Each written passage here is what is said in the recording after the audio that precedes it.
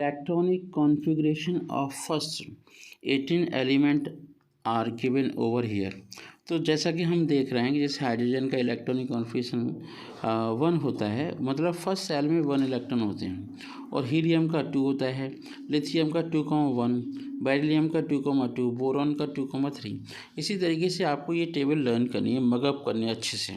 उसके बाद हम देखते हैं कि जितने भी नॉवल गैसेस होते हैं उनकी आउटर मोस्ट ऑर्बिट में इलेक्ट्रॉन की संख्या केवल 8 होती है, हीलियम को छोड़ के। तो जैसा कि हम यहाँ पे हीलियम में देख रहे हैं 1s2 है, 1s2 पे मत जाइए, आप केवल 2 इलेक्ट्रॉन देखिए, और यहाँ पे 2s2 है और 2p6 है, तो 2 और 6 कितने होगा, 8 इलेक्ट्रॉन।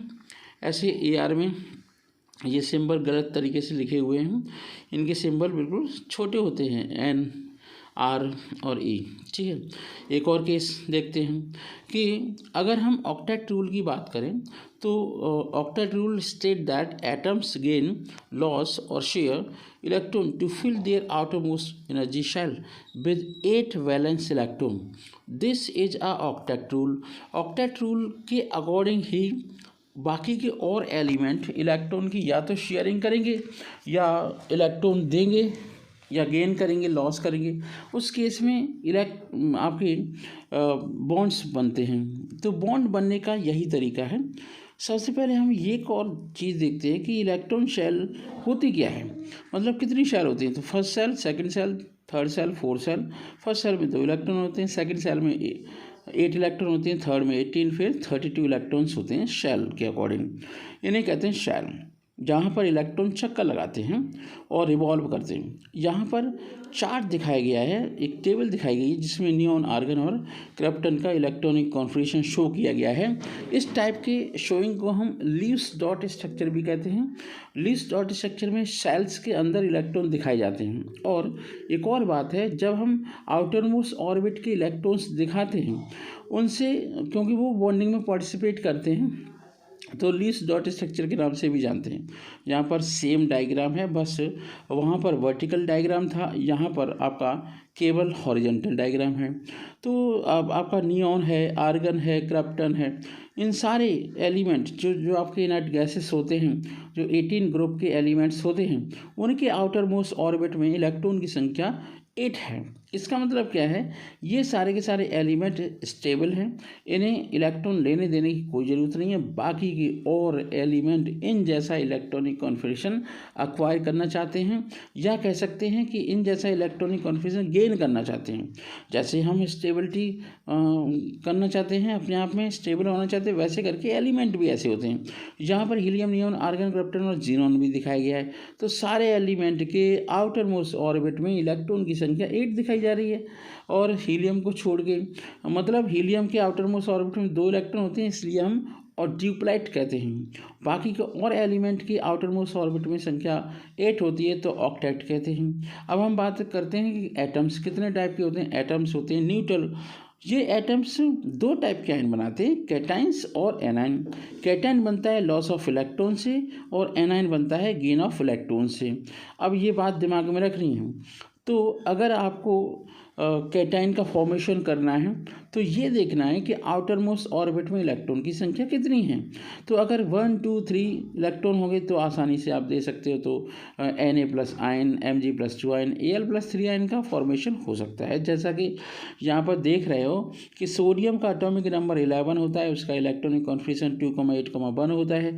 आउटर मोस्ट ऑर्बिट में इलेक्ट्रॉन की संख्या 1 होती है। तो सोडियम लॉस ऑफ 1 इलेक्ट्रॉन, मतलब सोडियम एक इलेक्ट्रॉन को लॉस करके Na+ आयन का फॉर्मेशन करता है, जिसे सोडियम कैटाइन कहते हैं। और अब सोडियम Na+ आयन में इलेक्ट्रॉन की संख्या हो गई 10, पहले थी 11, ये चार्ज स्पीशीज हो गई और ion.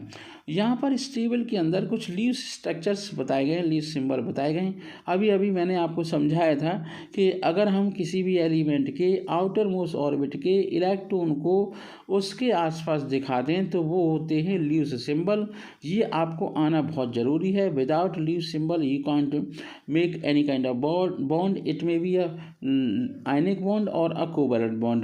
So children, you have to learn Maghav these kind of leaf symbols very quickly.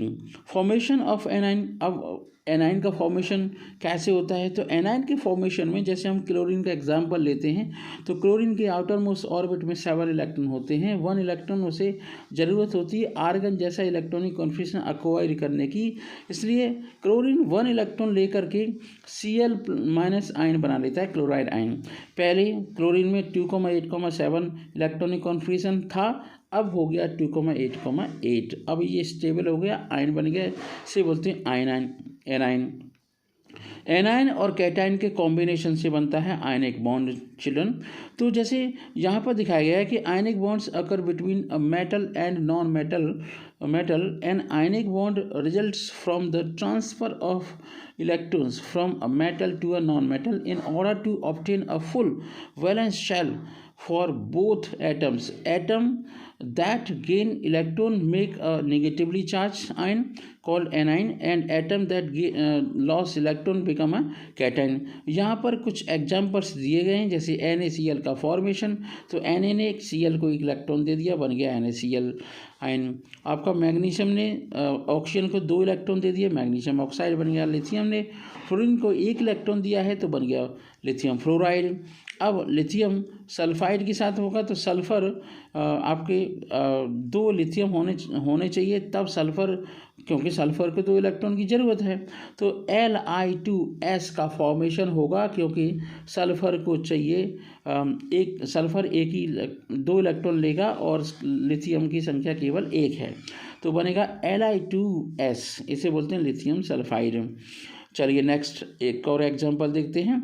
Transfer of 2 electron अगर हो जाएं तो कैल्शियम 2 इलेक्ट्रॉन को ट्रांसफ़र कर सकता है, क्योंकि उसका इलेक्ट्रॉनिक कॉन्फिगरेशन 2,8,2 होता है, और वो सल्फ़र को 2 इलेक्ट्रॉन दे सकता है, बन जाएगा कैल्शियम सल्फाइड।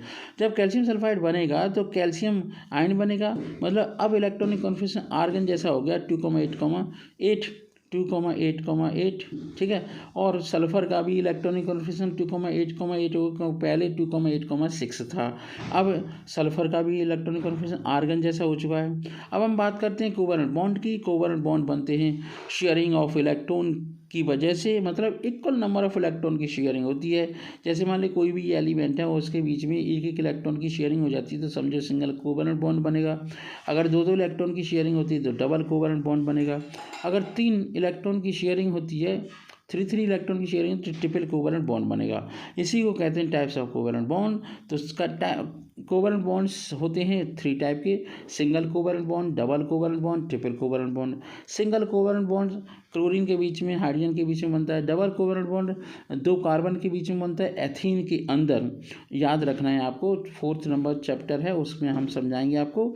फिर triple covalent bond 2 nitrogen atom के बीच में बनता है। इसका एक रीजन सबसे बड़ा ये है कि नाइट्रोजन को 3 इलेक्ट्रॉन की रिक्वायर्ड होती है ऑक्टेट कंप्लीट करने के लिए, क्योंकि नाइट्रोजन के आउटर मोस्ट ऑर्बिट में इलेक्ट्रॉन की संख्या 5 होती है, इसलिए नाइट्रोजन हमेशा ट्रिपल कोवलेंट बॉन्ड का फॉर्मेशन करता है और बहुत स्टेबल भी होता है।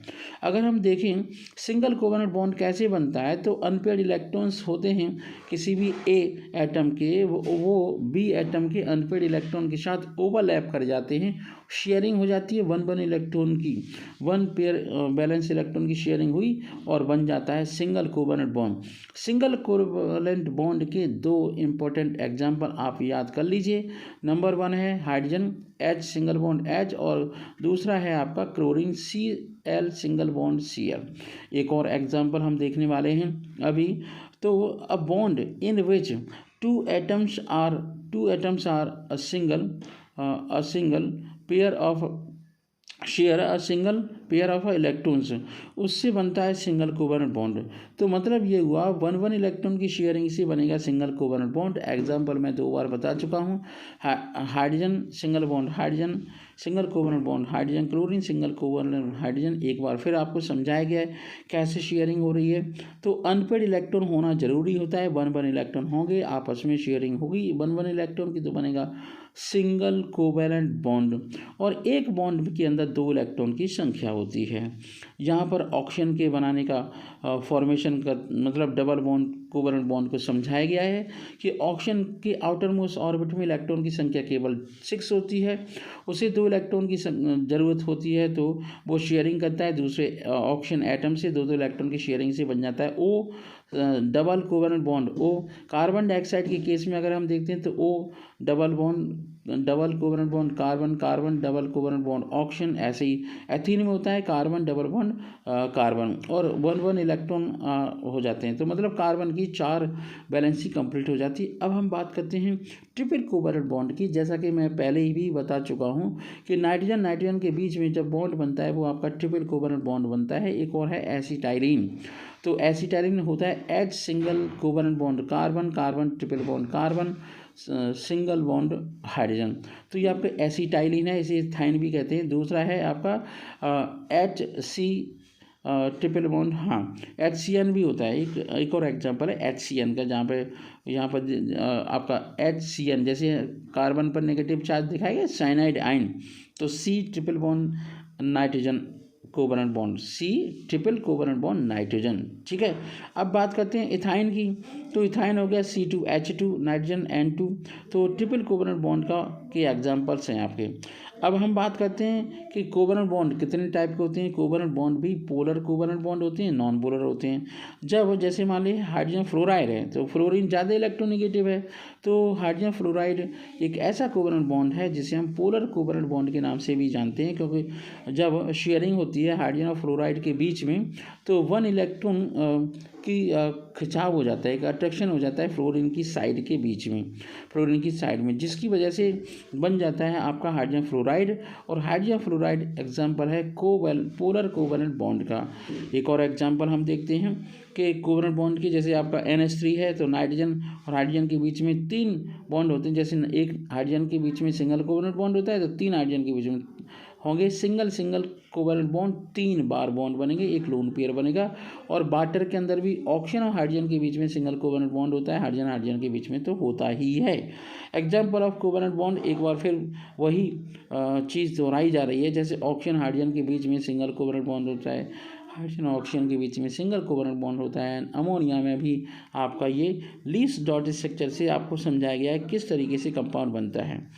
एक और है ICl3 का मतलब ये हुआ कि आयोडीन 3 सिंगल कोवलेंट बॉन्ड से जुड़ता है अलग अलग क्लोरीन के फॉर्म में, तो I single covalent bond chlorine, I single covalent bond chlorine, I single covalent bond chlorine.